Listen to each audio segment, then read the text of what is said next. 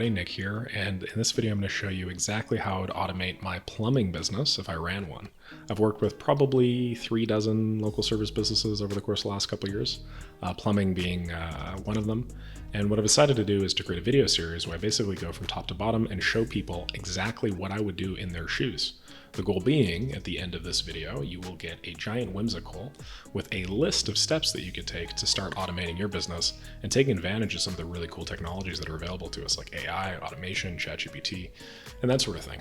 So if you've never used Whimsical before, what this is called a mind map. And I use this mind map just as a visual representation of my ideas. I'm going to make a couple more edits to this. I mean, I've already done most of the heavy lifting here, but I'm going to make a couple more edits to this and then talk you guys through basically every step. And at the end of it, you will know what you need to do in order to make way more money by leveraging your time more effectively. And you'll see that there's a very common thread between all of these different steps and different things that you can automate. And that's ultimately just multiplying your leverage. Technology, we like to talk all day about how technology is taking over our lives and stuff like that. And I think to some extent it is. But you can use technology intelligently to work for you. And that's what basically my whole YouTube channel is about how to best apply human leverage to points that technology cannot currently do for you, while letting technology take care of all the rest of the stuff that's like really low leverage or really low ROI, really pointless. So yeah, I don't run a plumbing business, but I've worked with a few, and I've worked with many just like general local service businesses. So regardless of whether you're an HVAC company or whether you're, I don't know, even if you're like in a wedding photography business, a lot of what I'm going to talk about here applies to you too. Okay, so the very first thing that I would focus on automating is project management. Basically, so much of a business, so much of the time and energy that you spend on a business is time and energy that you are currently wasting on silly, unimportant project management tasks that a project management system, if you just set it up right, like literally once, can just do for you forever. And so what I mean by this is, you get a new plumbing inquiry, you usually have to keep track of the job. You got to know when your employees are taking off, or if you're hiring subcontractors, when your subcontracted plumbers are going out there. You got to be able to schedule them. You got to be able to do shift assignments. You got to be able to track the time. There's a lot that basically the average service business owner, especially in plumbing, needs to keep track of at the back of their head. And unfortunately, the vast majority of them just do it all through email. So it's 2024. Let's put the email away and let's start using dedicated project managers to do most of that shit for us. My recommendation is that you use a project management system like ClickUp. ClickUp is just one of many. There are probably 20 or 30 different ones you could use, some of which are actually dedicated specifically for plumbing. And so out of the box are sort of put together. I prefer ClickUp just because it's a lot more automatable. And if you want to get into using AI for stuff later on down the line, ClickUp is very, very powerful for it. But all ClickUp really looks like is, I'll give you an example here from my content writing business. It's just like a big pipeline, essentially. Where are we here?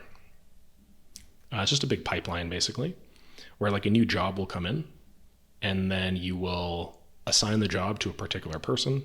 You will have statuses that reflect where your job is in your pipeline. You'll have dates and times that maybe subcontractors are sent out. You have a way to track the time and that sort of thing. And then you get to customize all this stuff for you. So like you can customize every single column here. You don't really have to worry too much about it not being set up right out of the box for you, because you can just change it however you want.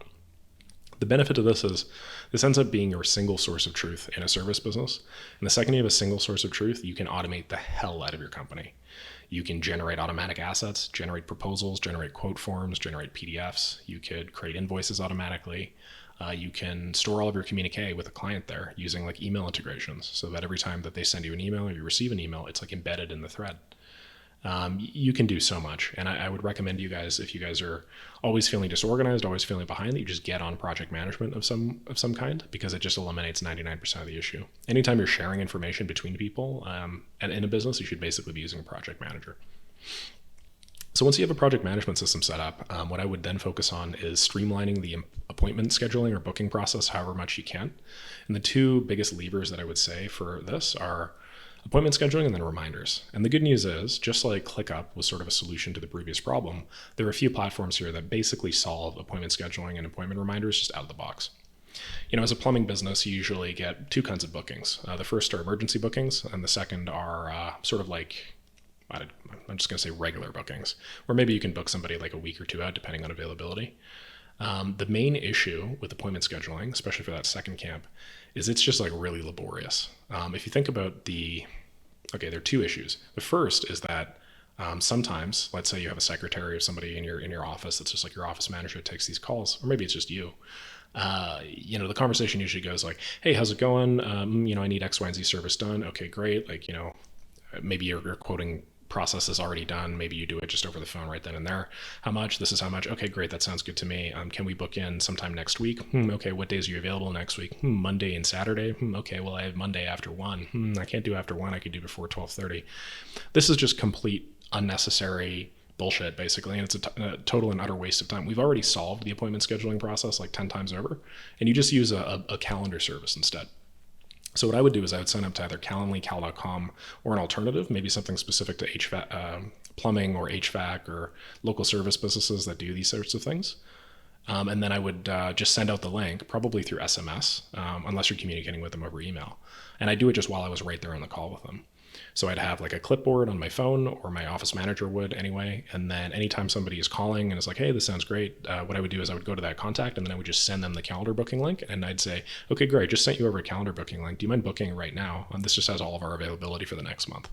And then voila, you turned in this laborious process where there's a lot of opportunity and room for error into one where just both parties know that they're available at such and such time. And it's basically like perfect every time, which is great. So this is basically a solved problem. And the cool part is every time you get a booking, you can then integrate it with your project management system, and you can create, a new record in your project manager, basically, that represents the booking, that has the start time, end time, the address, the person, all that stuff.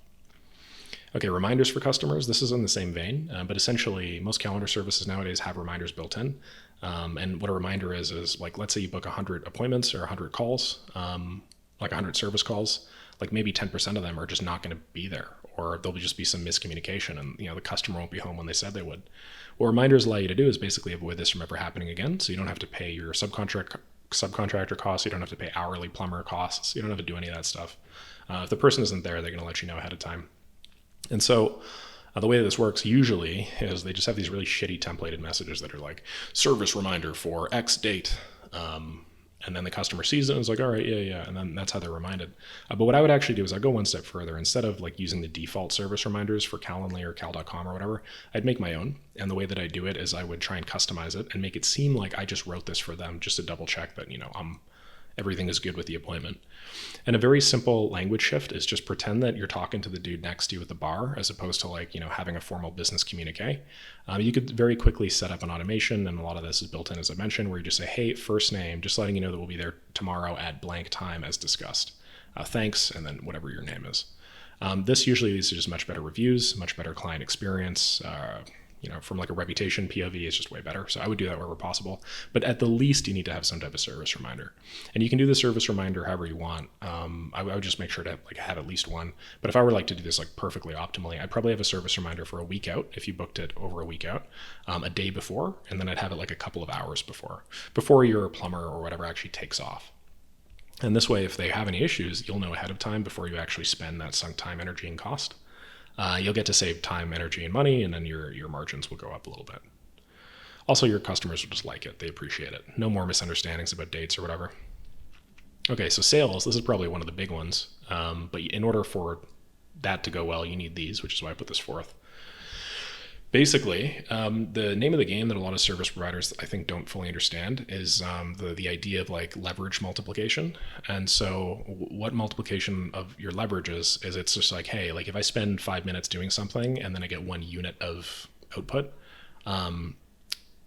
if I have a 3x multiplier on that, then if I spend 5 minutes, I get 3 units of output. If I have 50 times multiplier, it's 5 minutes and 50 units of output. And basically your goal is to multiply your leverage however possible and whenever possible.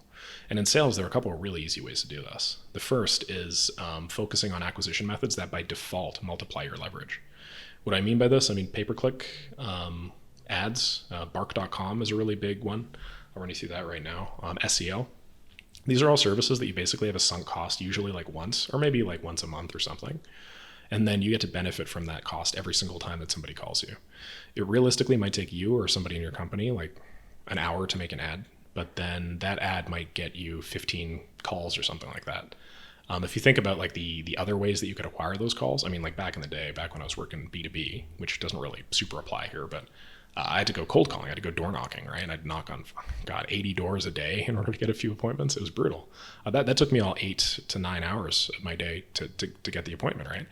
These systems basically just advertise for you to people that are already looking for services, and thus you could spend 1 hour, one day setting it up and then benefit from it for the next 6 months. That's hyper leverage, and it allows you to use your time on things that are more important. Anyway, Bark.com is basically pay-per-click ads, but it's one that a lot of people don't know about. I used this when I ran my own videography company. And basically, anytime somebody was interested in videography within my region, which at the time was Vancouver, I could buy that lead for, I think, like 20 or 30 bucks. So services like Bark.com, and there are a bunch, they're basically lead aggregators. I would try using these. I tried using pay-per-click ads. I tried using SEO. And I just focus on these as my lead generation methods because, again, they multiply your time. Now, in terms of what to do when somebody's actually generated, when a new lead calls, if I were setting up my own plumbing company, I would ask them for all of the specific info that I need before the end of the call. And I'd go ahead of time. I'd make a list of all the shit that I need from them. So realistically, you're going to need their address if it's a house call. You're going to need their first name, their last name. You're going to need their phone number. You should also have their email to send them receipts, invoices, communicate that way. And then maybe you'll need some more information about the specifics of their problem, like a one-line description or whatever. The reason why I'd make this list ahead of time is so that I could then create a form. And then while I'm on the call with the customer, what I would do is I would say, hey, okay, great. Let me just get your info into the system here. What was your first name? What was your last name? What was all this stuff? Because then now you can add them into your project management system. And as I mentioned earlier, the second that they're in your project management system, you can automate the hell out of it.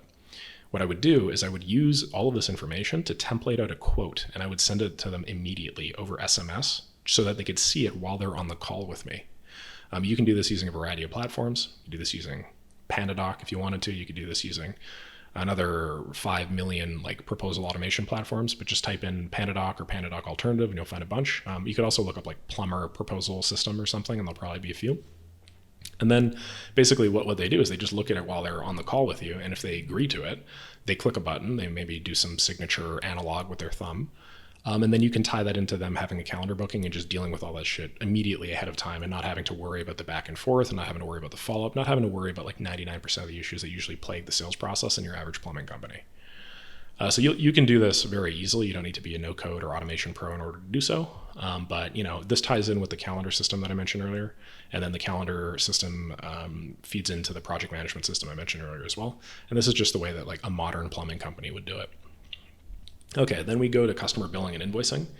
What I would do is I would stop using payment processors that a lot of the time local service businesses have specific payment processors that they use because it saves them a tiny bit of money. I don't know, it charges them 2% instead of 3% or something. I would just use Stripe. Stripe is just the simplest and easiest to integrate payment management platform out there. It's usually for internet businesses, but Stripe for in-person businesses makes perfect sense as well.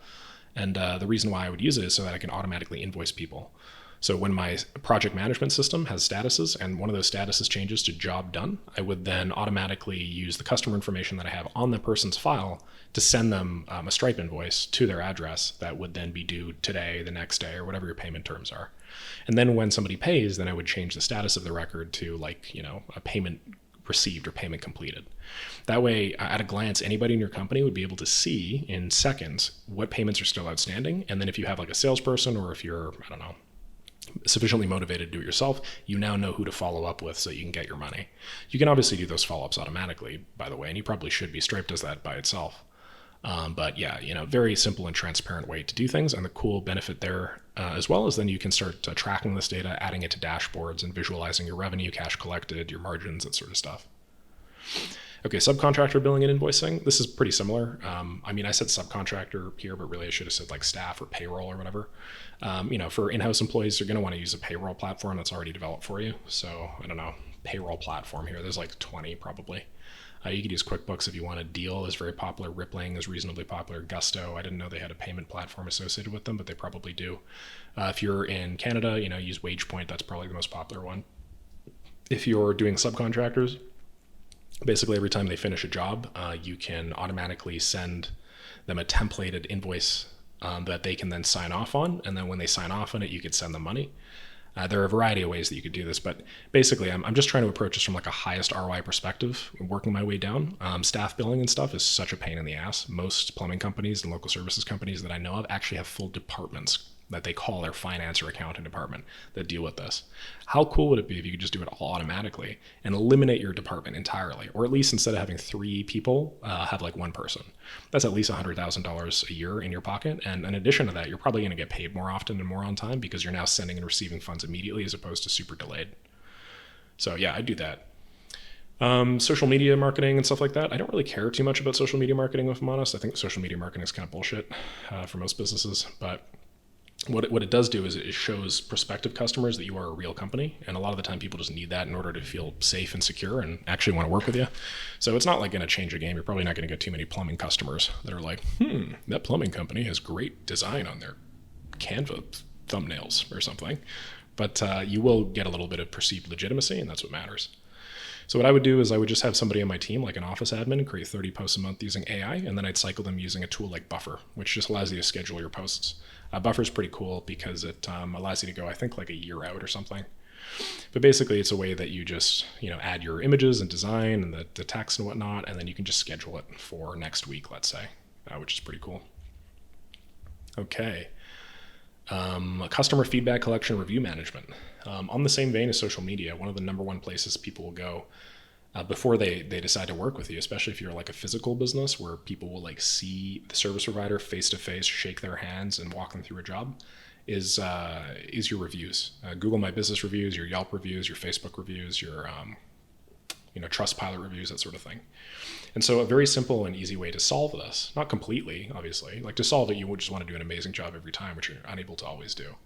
But a great way to like mostly take care of this is use your project management system. And whenever a project is marked as completed, send the person a request through SMS or email and basically just ask them for an honest review on one of your social media platforms. And then imply, or you could just say directly, although I think that's against the terms of service for a few of these platforms, that they get a discount if they fill out like an honest review. If they want the discount, then they're going to want to automatically work with you anyway. So if they want to work with you anyway, odds are they're happy with the job. And then the review you're going to get is going to be amazing. And then you could also gate this based off how the subcontractor felt about the job, or your plumber felt about the job. You could ask your plumber or something and say like, hey, like, did that person like the work that they got? Were they angry at you? If their answer is no, you could like have them fill out some other column in your project manager and then trigger this whole flow. But yeah, this basically just ensures that you're always going to have like a roster of constantly cycling reviews. You could feed this into like some SMS sequence, something like ActiveCampaign to like make sure that they leave a review, but it's not super important. Just make sure that like 20% of the people that you work with leave a review and you'll probably be fine. Okay, data entry and record keeping. This is, again, another one of those really big annoying things. And a lot of the time, like plumbers or local service businesses will literally hire somebody to do this shit for them. Like your whole job for, I don't know, usually like 2 or 3K a month, like $36,000 a year is just to like make sure your data is good. If you just use ClickUp or some centralized project manager for everything out of the gate, you're fine. And most of this is going to be taken care of for you. You just add all of the info using a form. Just make sure that, if you want to add info to your system, use a form. What do I mean by this? Let's say you get a new employee or a new staff member. The staff member has to fill out a form, and that form will ask them all of the information that you need in order to make sure that they're paid on time and that they're now added to your system. Stuff like, their home address, their bank account information, their first name, last name, the social insurance number, employee identification number, whatever it's called, wherever you live. Maybe every time you get a sales call, as I mentioned, you'd have a form that allows you to input their information in. Basically just make sure the way that you communicate with your system is through forms. The reason why is because forms, you can make fields required in forms. And then using the required form data, you then have all the information that you need. There's no like missing data in your system. So whoever fills out the form, it's their job to get the data right then and there. You don't need like a separate hire, a separate role for that, which is sort of a pain in the ass. All right, so inventory management for parts and supplies. This honestly doesn't apply to most plumbing businesses. Probably the vast majority of businesses that are watching this, to be honest, it's not going to apply for you, but I thought I'd throw it in anyway. The vast majority of like local service businesses will do just-in-time order management, where when an order comes in and the order involves like a specific part or something like that, they will then go ahead and buy it right then and there. And then there's usually some lead time on the order coming from the manufacturer, maybe like a week or something like that. And the downside there is obviously the customer has to wait more, but the upside on your end is like you don't spend money that you don't necessarily have yet, which is like a win. But if you scale up, or if you find that the vast majority of your jobs are coming from a very particular service, like I don't know what any plumbing tool is, but let's say it's like a pipe fitting. It's like a very specific pipe fitting, and you work in an area where like most of the homes had these pipe fittings installed like 40 years ago, and this is like the end of their lifespan, so a lot of them are screwing up and breaking. You could buy a bunch of these ahead of time, so that when you get a call, one of your value propositions can now be, hey, I can go do that call in the next 3 days instead of like 2 weeks, right? Which will then obviously make you seem better and will increase demand for you. It'll help you stand out in the market essentially, because turnaround time for local service businesses is one of the main value props. It's like, hey, I can do this for you today, right? That's pretty big. A lot of the time if people are calling a plumber, it's because they need a plumber, not just because they think a plumber is nice to have. This also allows you to anticipate demand, like if it's a seasonal thing. Every season, X problem happens in your area, so you just know, okay, well, why don't I have a few of these things on hand? Basically, how most plumbing companies do inventory management is they just they have like some office with like a bunch of tiny little bins with fittings and parts and shit like that. And they don't really keep track of like how much they have. They just sort of like eye it, and when it gets to like zero left over, they'll like when there are no parts in the box or bin or whatever, they'll like go buy a bunch more.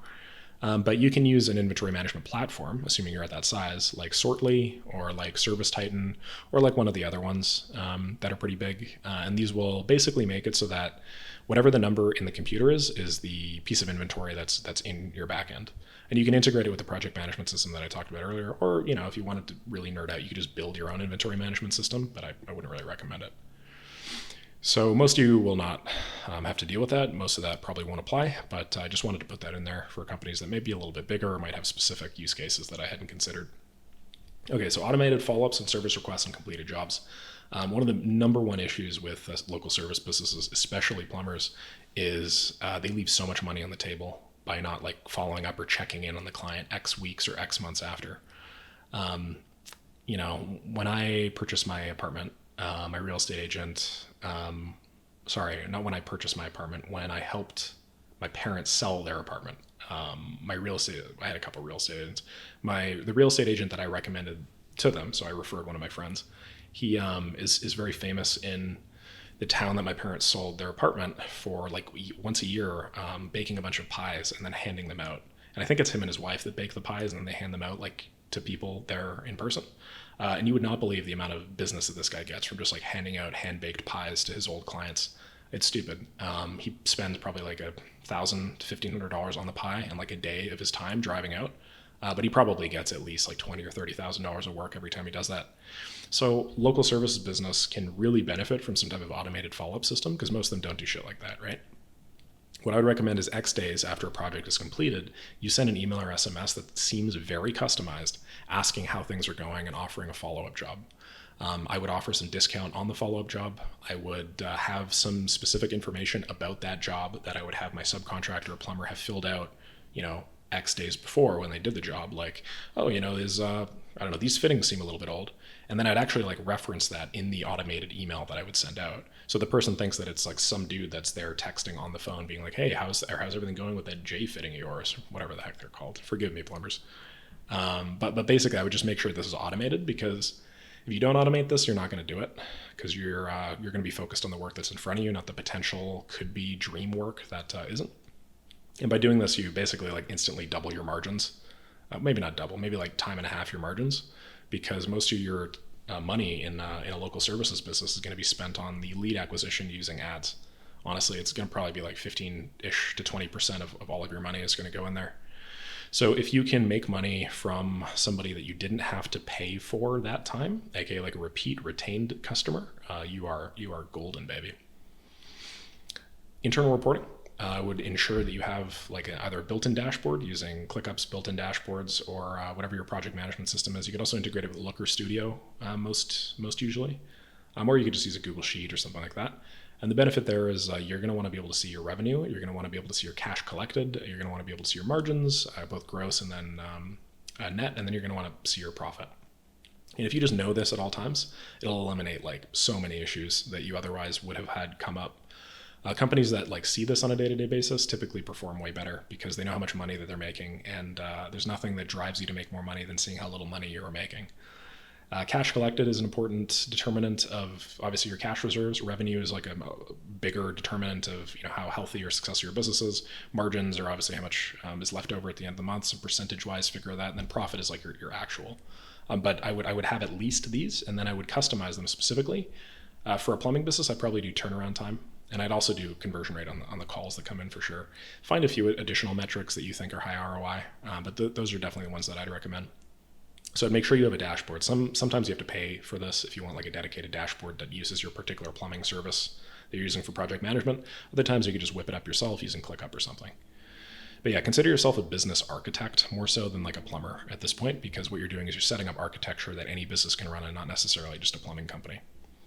I do some reputation monitoring for sure. I would just set up some Google alerts at the beginning of my business for my brand, for my name, for maybe some of my plumbers' names, whoever's like big in your company, your partners, that sort of thing.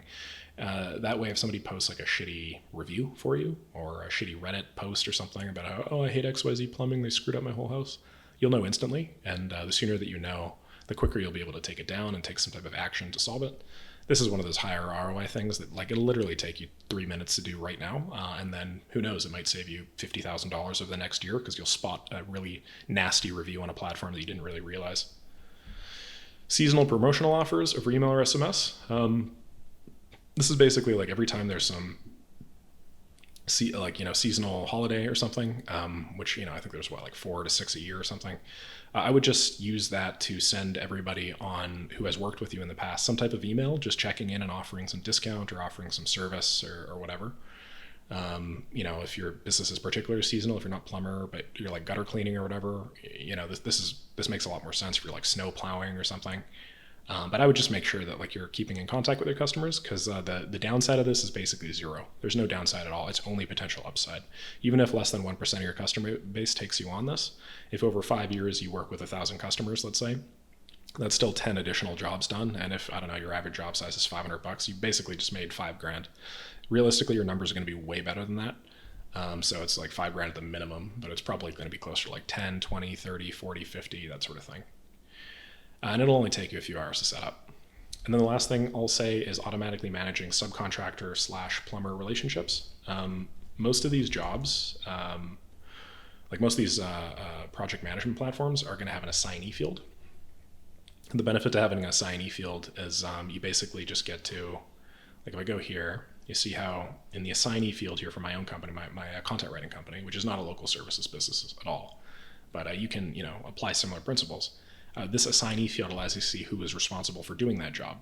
And what you can do in your plumbing company is, you can have that be related to tons of things. You could have that be related to their pay. You could use that to trigger the automatic invoicing that I was talking about earlier. You could have that be linked to their score. So maybe you send everybody a review or something afterwards, as I mentioned, a week afterwards, and then you could see, Samantha usually gets a 3 out of 5, but Peter gets a 4 out of 5. And that might be able to inform you as to like how good they are on the job or how much people like them.